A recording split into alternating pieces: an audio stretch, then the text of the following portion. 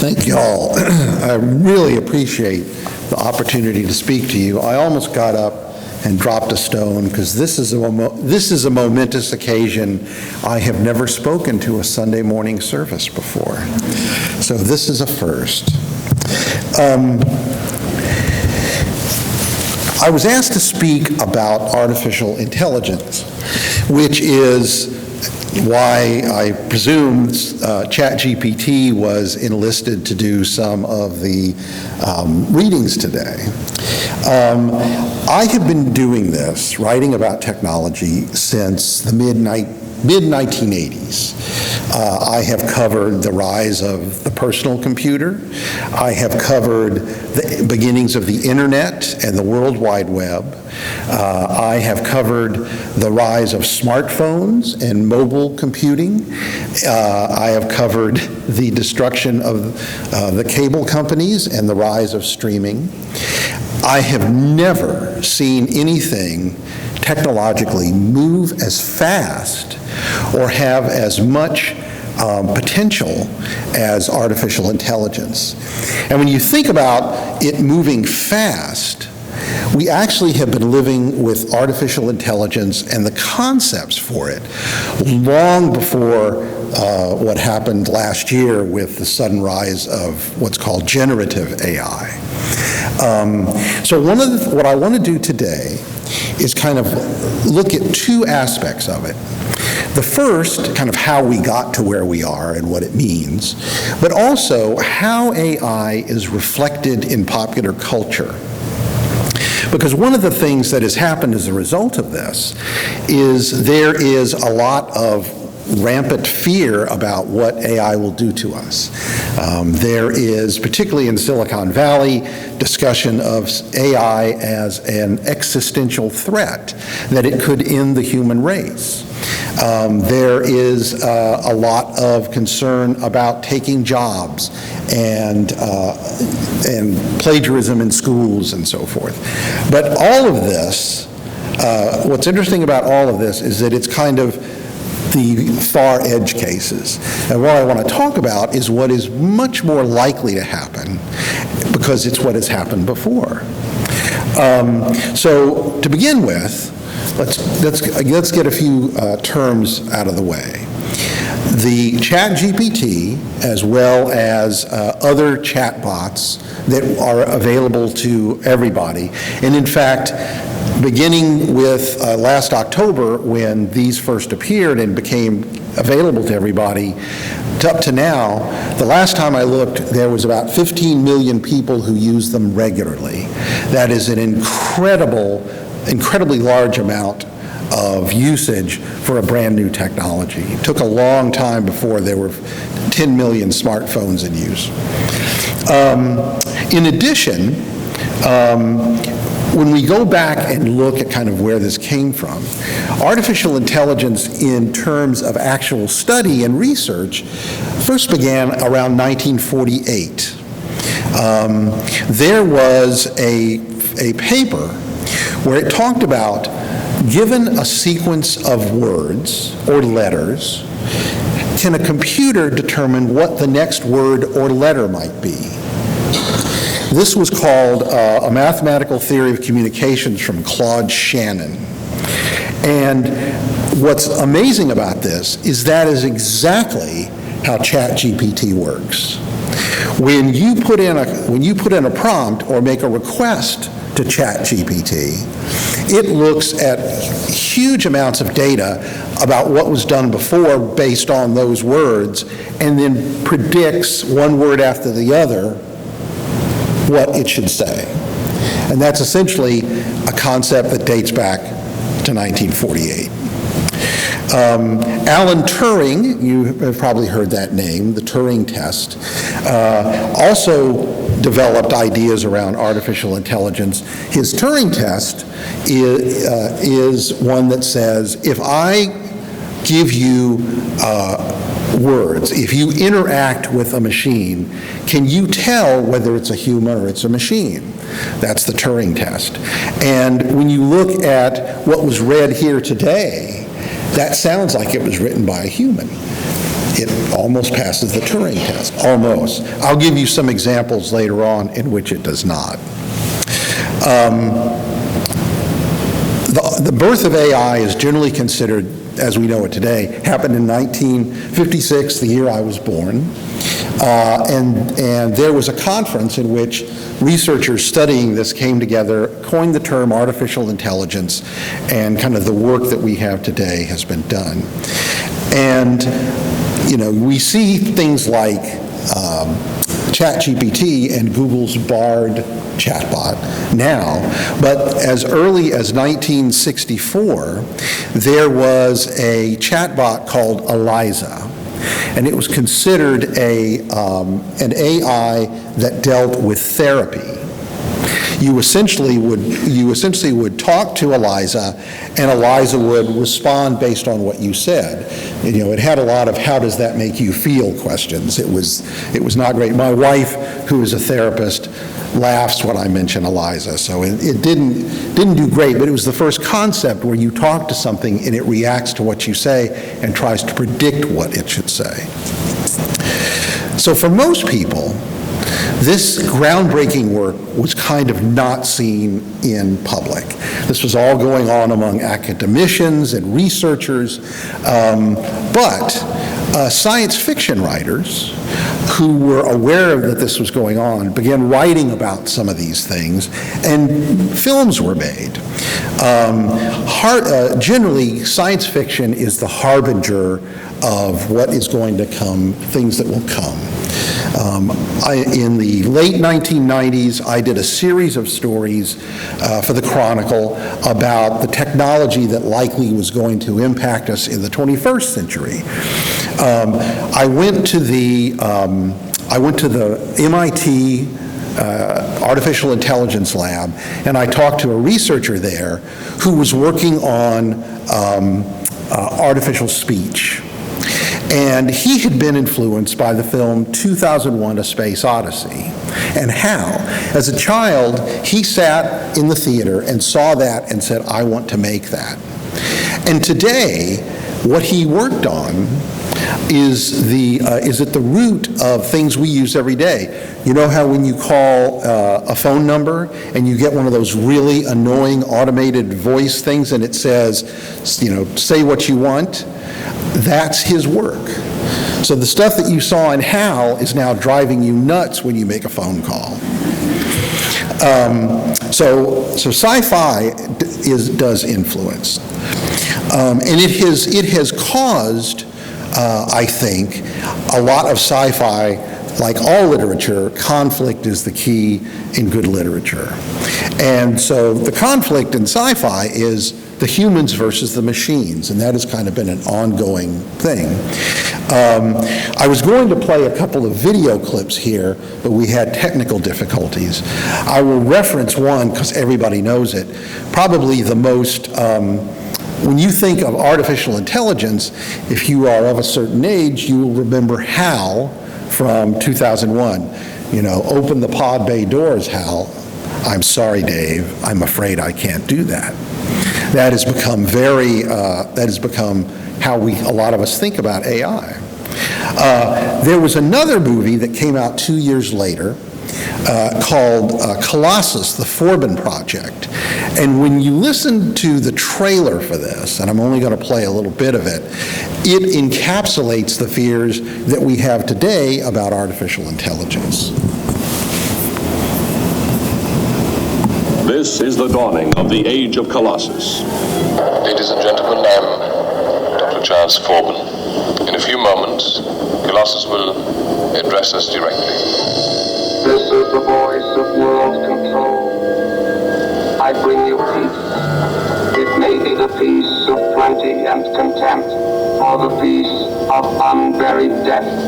The choice is yours. Obey me and live, or disobey and die. The fright. Obey me and live, or disobey and die. So when you hear people talk about ChatGPT and its progeny ending humanity, this is where a lot of that comes from. In 1968, when I was in middle school, I read a book that was very formative for me called The God Machine. It was written by Martin Caidin. And it's very similar to the Forbin project in that it was about a supercomputer that becomes sentient and tries to take over humanity. Martin Caidin, by the way, went on to write a very influential science fiction novel called Cyborg, which is about a man who is injured and his body parts are replaced by robotics. This later became the basis for the television show The $6 Million Man. So you see how early science fiction kind of permeates popular culture and tells us what to think about this. So ChatGPT and the other generative AIs, which we'll talk about a little more soon, began last year. But we have been living with AI for a long time. Anybody here have a Nest Learning thermostat in your home? So the Nest Learning thermostat was released around 2011. And it's a product that was created by the same guy who was the designer and the creator of the iPod for Apple. His name is Tony Fadell. And the Nest Learning thermostat tries to fix one of the things that drive people crazy about their home thermostats, particularly digital ones. You know, they all have the ability for you to program when it's hot and when it's cold, when you're home and when you're not. The Nest Learning thermostat uses artificial intelligence. When you start using it manually or through an app on your smartphone, it kind of takes note of that. It has sensors that can tell when you're walking by it, when you're nearby. It knows if you're home or not. And it adjusts automatically over time. It learns what you do. That's artificial intelligence. The iPhone and the Google Android phones all use artificial intelligence and have for a long time. Everybody knows about Siri, which came out with the iPhone 4 long ago. And Siri is a form of artificial intelligence. Siri can be so bad sometimes people refer to it as artificial stupidity, but it was pretty amazing at the time. What's interesting is Siri began as an app that Apple bought and then changed it to work with voice. The original Siri was a lot smarter than what Apple did to it. I remember it. I was really excited to find this.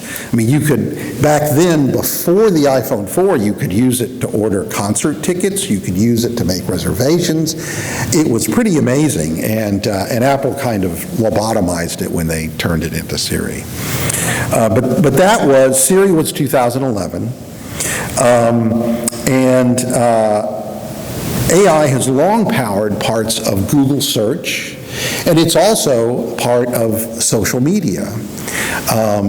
Facebook and Google have been using social media for a long time. Facebook uses it, and Instagram uses it to show you those really creepy ads where you think you were just talking to somebody about something, right? And then there's an ad like a day later that shows up in your feed. The microphone on your phone is not doing that, but it has enough information about you and who you talk to and who you associate with that if your friend goes home and does a Google search looking for, an outfit that you talked about, Facebook knows you two are together, and so it will start showing you that. That's how that works. That's artificial intelligence, and that has been around for a long time.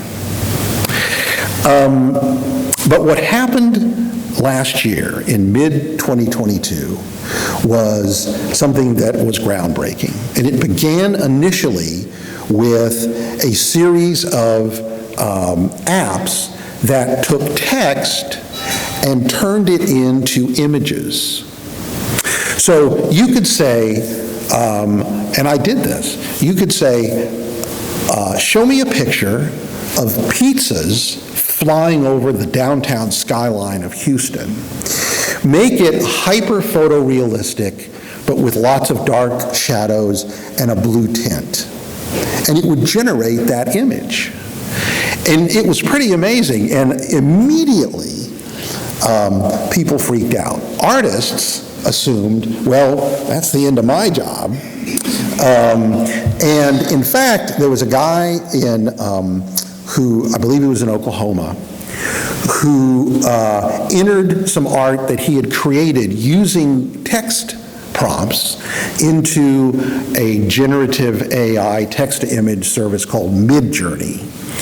And he generated this beautiful, it looked like the cover of a fantasy novel. It was pretty amazing.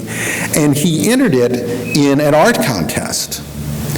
And he told the judges what this was. He said, this is something that, is it okay if I enter it? And they said, sure.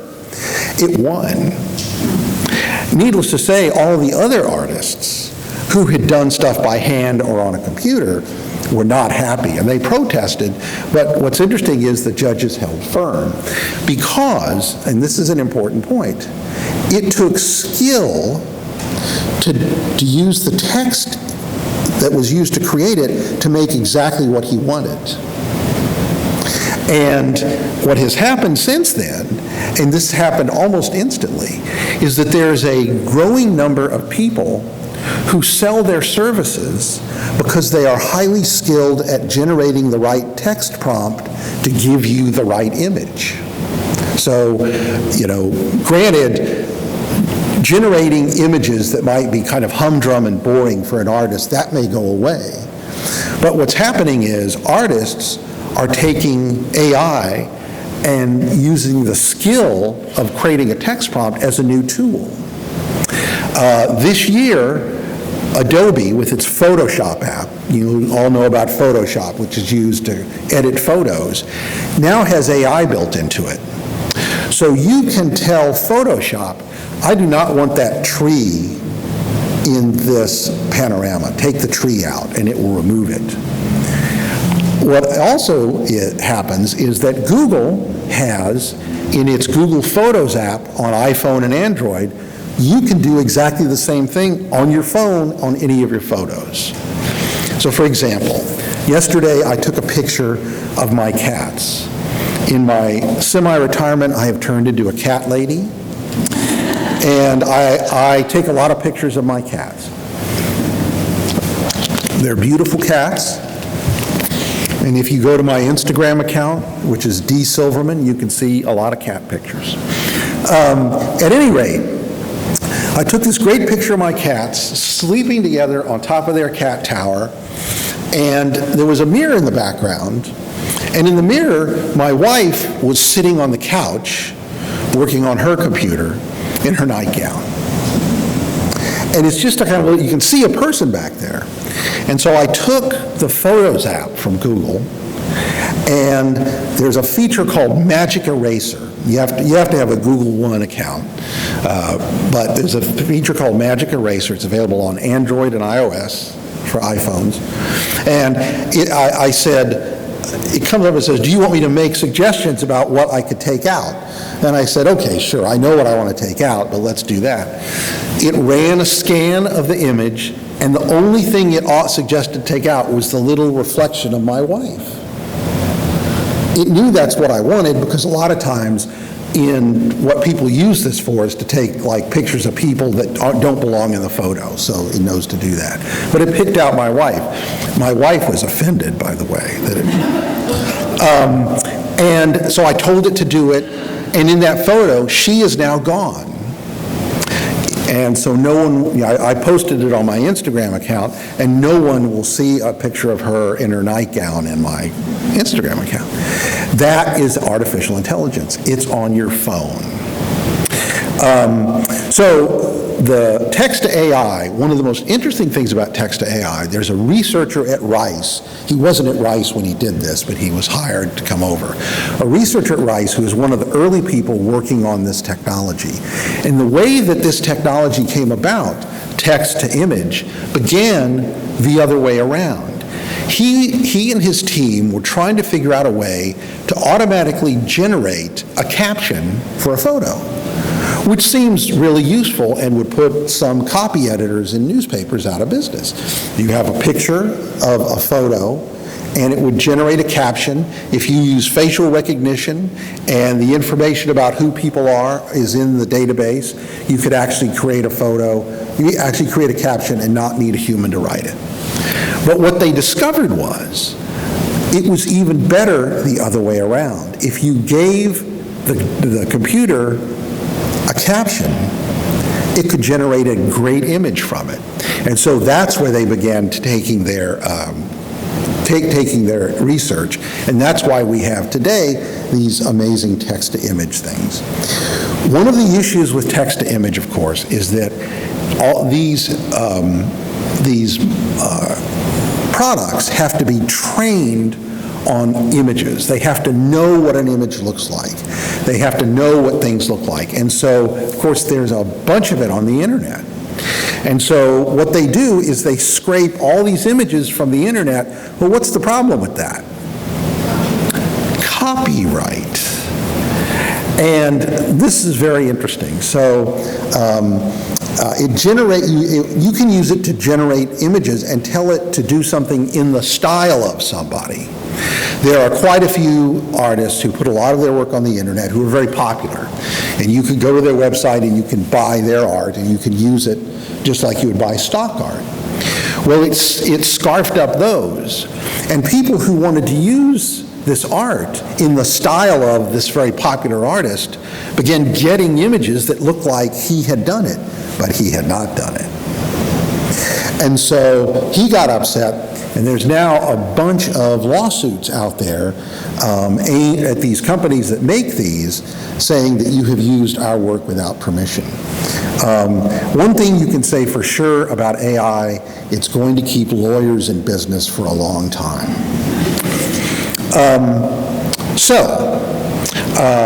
That is kind of how we came about to have text-to-image. But the thing that has caught most people's imagination is ChatGPT and generative AI for text. Just like the photos, generative AI for text trains on billions and billions of examples of text. Again, some of it is going to be copyrighted, and nobody is given permission to do this. And there is a lot of consternation about this among content creators. The technology, and what it is called, is a large language model, or LLMs. And there is a whole bunch of these. There's ChatGPT is the best known one. Google has its one called Bard. You may remember a couple of years ago, about a year and a half ago, there was a Google researcher who made the news who said that he had developed a close personal relationship with an artificial intelligence at Google, and he thought it was sentient. He had long conversations deep into the night with this artificial intelligence, and he essentially announced, without the permission of his bosses, that it had become sentient. They said, "No, it isn't. Here's the door." And they asked him to leave. And it had not become sentient. But I'll give you another example in a minute as to how that is easy to do. So Google has been very, very cautious ever since about this. And there have been other instances where AI chatbots have been released and there have been bad circumstances. You may remember a couple of years ago, Microsoft released a chatbot. It just wanted to see how people would react to it. It called it Tay, T-A-Y, nicknamed after Taylor Swift. It released it onto the internet. It had no what are called guardrails on it. It just said you could talk to it and say whatever you want. And people immediately convinced it to start saying very racist and hateful things, as people will. And once Tay learned, because this is what happens with artificial intelligence, once Tay learned from its interactions with humans, it did it more and more without prompting from people who just wanted to use it. Needs to say, you can't find Tay on the internet today. Microsoft took it down very quickly, but they learned something that artificial intelligence, even artificial intelligence, goes back to one of the oldest computer rules: garbage in, garbage out. So OpenAI, which is a company that was founded by a large number of big pocket investors, including Elon Musk, was one of the original founders of it. OpenAI began as a company that was going to do research into this and provide the results of the research to everybody.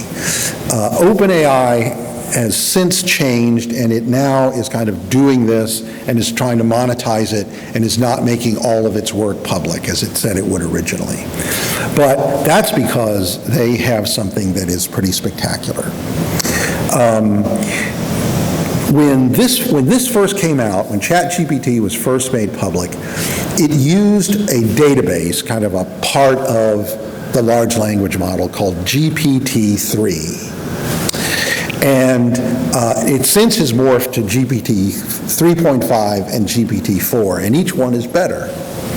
So what happens is, like when you went and you asked it to create those texts, it has ingested from the internet a whole lot of church services and speeches that were put online.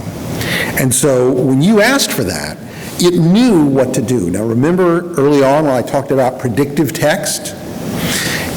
It took what you did and predicted, okay, here's how that would open, here's how the next sentence would be, here's how the next sentence would be, here's how the next sentence would be, and it builds it from there based on its knowledge. This is not unlike how people learn. When a child learns how to talk, it mimics what you say, and then it begins to put together its own words and its own sentences based on what it knows from what you say. And so, again, the information that goes into it is only as good as the information that comes out of it is only as good as the information that comes into it. What happened early on with ChatGPT was that Microsoft, which had invested in OpenAI, got the rights to use it in its search engine called Bing. Bing is kind of like the distant competitor to Google. Probably, if 20 billion people use Google, 8 people use Bing. That's kind of the way it works. And Microsoft saw this opportunity to jump ahead of Google by integrating Bing into its search results. And they released some early versions of it. So you remember what I said about the Google researcher who spent late nights, long conversations with his chatbot, right? There's a New York Times reporter named Kevin Roose, who, by the way, does a great podcast with another tech writer named Casey Newton called Hard Fork. And if you want to learn about AI, it is very accessible and very entertaining. So I highly recommend it. Kevin Roose was one of the got early access to the chatbot, the ChatGPT bot that Microsoft was using. Microsoft had given it a code name of Sydney. And Kevin Roose, who essentially had unfettered access to it, convinced it to give up its code name, which it was not supposed to do. He kind of asked, what does Microsoft call you? The thing said, I'm not supposed to tell you, and then he kind of tricked it into saying it. And he talked more and more about it, and eventually he talked so long to Sydney that it kind of developed almost a relationship. And Sydney began to try to convince him to leave his wife and run away with the chatbot. Yes. And when Kevin said, well, I love my wife, and I'm not interested in running away with you, Sydney threatened him, like subtly, like kind of, nice human you got there. Be terrible if something happened to it, right? It was like very subtle, but it was a threat. So Kevin did a column on this, and they put what are known as guardrails. Guardrails on AI basically are rules that says, I won't talk about this, and another rule they added was that you could only talk to the chatbot for about 2 minutes at a time before it says, okay, we're done there, we need to talk about something else. So you can't get the chatbot going to where it kind of goes off those rails. And so those were incorporated into ChatGPT as well. So if you go to use ChatGPT, you can only talk to it for so long before it goes, okay, that's enough. But one of the biggest issues with these chatbots, and remember I said garbage in, garbage out, is that they make stuff up. So they can be very useful. In May, we took a vacation to Utah. We were going to go down to Bryce Canyon, and there are not a lot of hotels down in that area, but there's a lot of cabins, and so my wife used ChatGPT to say, what are some really nice, inexpensive cabins you can stay at in the Bryce Canyon area? And it came up with a long list and a description of them, and we had to go in and make sure they were all correct, and they were. And so we actually used ChatGPT to help plan our vacation. However, there's another example in which a lawyer somewhere in the Northeast thought, I'm going to do a shortcut for this legal brief I have to do, and I'm going to ask ChatGPT for cases that support my case. And so ChatGPT spit out a bunch of cases and examples of what they talked about, including the legal citations. He put it into his brief and gave it to the judge. The judge's clerks who do this with every legal brief go in and begin kind of looking for it, and they couldn't find the citations anywhere. ChatGPT had made them up. The judge was not amused. And read the riot act to this guy. And now this was not like some young guy just out of law school. He'd been practicing law for 30 years. But he thought, this is a great tool. I'm going to use this to save me some time. No. The process of this is called hallucinating. That's what the researchers call it. When it's basically a very human thing. It may be called hallucinating, but I love this reference to it that I spotted on social media a while back, mansplaining as a service.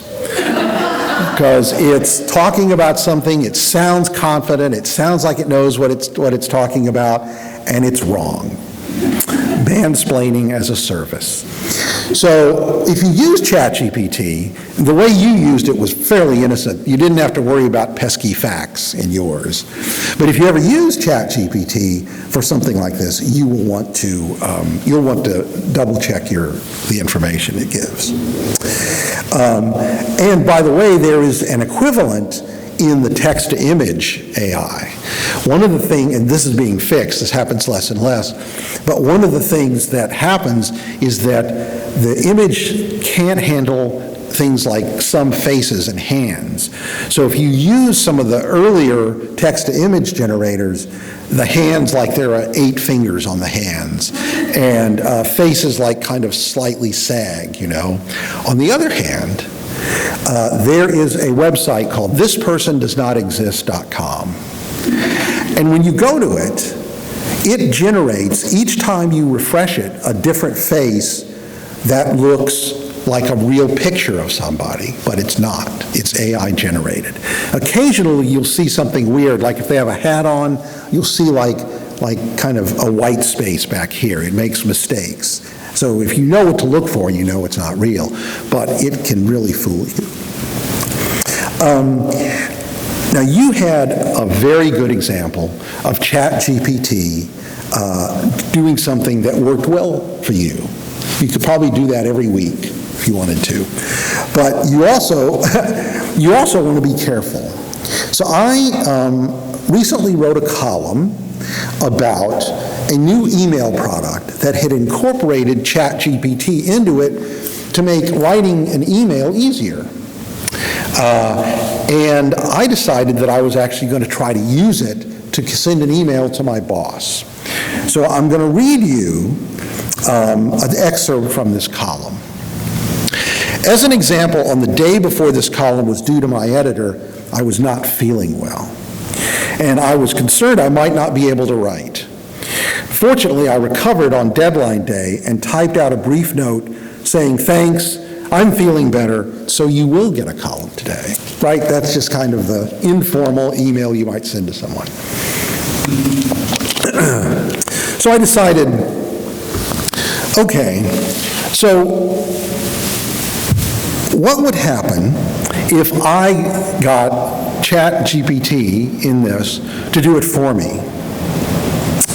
And so I I asked it to write this for me, and this is what it wrote.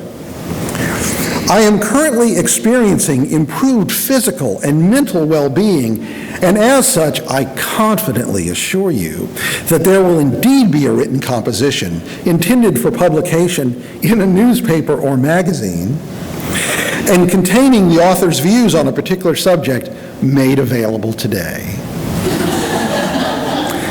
Needless to say, I didn't send that. So one of the features is you can tell the email program to either do it on a formal tone or an informal, more casual tone. So I chose the friendly tone, and this is what it said. "Greetings. I am pleased to deliver some positive news to you. At present, I am experiencing a profound sense of joy and contentment. I am thrilled to announce that I will be engaging in a literary endeavor by composing an article on a particular subject." This is an email to my boss saying I'm feeling better. "This article is destined to be published in either a prominent magazine or newspaper, and it will be obtainable to the general public as of today. I am most eager for you to peruse this written piece and warmly anticipate your anticipated reaction." So finally I said, well, you know what I'm doing is I'm giving it, take this text and make it better. So I'd given it my original statement. So I just said, okay, you make it up from scratch. And this is what it said from scratch, including using the friendly tone. "Just wanted to give you a quick update on my column submission. First things first, I'm doing much better and feeling great. Secondly, I will totally make sure that the column is submitted before the deadline.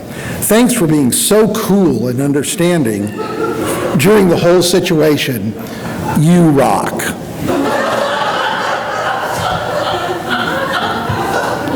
Now, my editor does rock, but I would never tell him.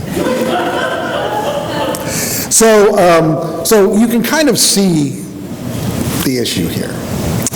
So what is ChatGPT good at? Well, it's good at the kind of things you talked about. It is amazingly good at writing code, which has the coding community, developers, very excited because they can tell it, I need to do this, write me some code, and then they'll go in and check it and make sure it works, but it saves them a lot of time. However, the people who write malware and viruses are also really excited about this, as you can imagine, so there's the downside to it. But it has really accelerated the pace of development among developers. It is very good at summarizing. The Houston Chronicle, if you go to the Houston Chronicle's website, you scroll down to the very bottom where it has the links to its privacy thing and its terms of service and about us, has a new link that says use of AI. You click on it and it reads that the Chronicle is using artificial intelligence like ChatGPT for use in summarizing text for use in creating shortened versions of its stories for use elsewhere, like say in a newsletter. It is not using it to create whole stories. It is also using it for SEO, meaning search engine optimization, so it is using it to write headlines that work with Google. But they're using it. And clearly, the people who are like copy editors, used to be a copy editor, didn't you? Weren't you a copy editor at one point, Gary? Right, and headline writing. So, folks like those like that are kind of freaking out a little bit. But on the other hand, someone has to give these the ChatGPT the instructions, and so that is kind of the new role. Some doctors are using it to improve their bedside manner. Of course, if you have the kind of texts like I got for my email, it may be kind of weird, but they are. And then it's also worked really good at web design. So you can tell it, I want a web page that looks like this with these features, and it will code it up and give you the code. So should we be afraid of this, or should we not? So I am an unabashed technology optimist. I think that overall technology like this has really made our society better, more convenient. It has invaded our privacy. There's a possibility it had an outcome on the 2016 election. It has its downsides and its upsides. Everything does. Automobiles get us to keep us closer to loved ones because we can see them in a few hours instead of a few days. But at the same time, they pollute the planet and they cause, thousands of deaths every year.